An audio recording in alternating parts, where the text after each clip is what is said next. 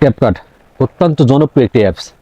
আমরা যারা video edit করি, কন্টেন্ট ক্রিয়েটার আছি, ক্যাপকাট সম্পর্কে মোটামুটি ধারণা এমন লোক খুঁজে পাওয়া যাবে না বললেই চলে। আর যদি মোবাইল দিয়ে ভিডিও এডিটের কাজ করে থাকি তাহলে তো কোনো কথাই নেই। কিন্তু বর্তমান সময়ে অর্থাৎ 2025 সালে এসে ক্যাপকাট যে ভার্সনটি নিয়ে আসছে, এই ভার্সন আমরা যারা ফ্রি ইউজ করতাম এর আগে, তাদের জন্য বেশ সব প্রবলেমের কারণ হয়ে দাঁড়িয়েছে। এই ভার্সনে আমরা যারা ফ্রিতে কাজ করতাম এখন কিন্তু সেটা করা যাচ্ছে না, কারণ ক্যাপকাটের অধিকাংশ ফিচারগুলাই প্রো হয়ে গেছে, যে কারণে আমরা ফ্রিতে ব্যবহার করতে পারতেছি না। কিন্তু আজকে আমি এমন একটা প্রসেস দেখাবো যে ঠিক আগে আমরা যেভাবে ফ্রিতে কাজ করতাম ঠিক একইভাবে এখনও কাজ করতে পারবো।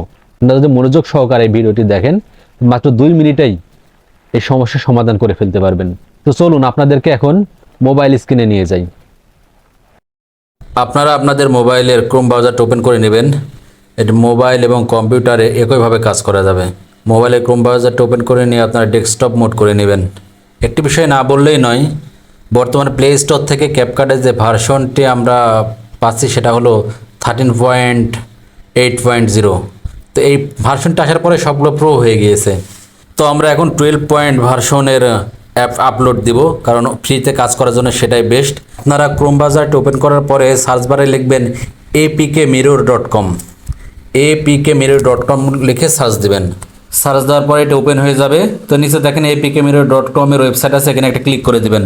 এই ওয়েবসাইটটিতে ক্লিক করার পর এরকম একটি ইন্টারফেসে নিয়ে আসবে। এখানে সার্চ বার দেখতে পাচ্ছেন, এখানে লিখবেন ক্যাপকাট, ক্যাপকাট লিখে সার্চ করবেন। ক্লিক করার পর এরকম একটি ইন্টারফেসে নিয়ে আসবেন। এখন দেখেন এখানে ক্যাপকাটের যত ভার্সন আপডেট ছিল প্রত্যেকটা ভার্সনকে এখানে দেখাবে।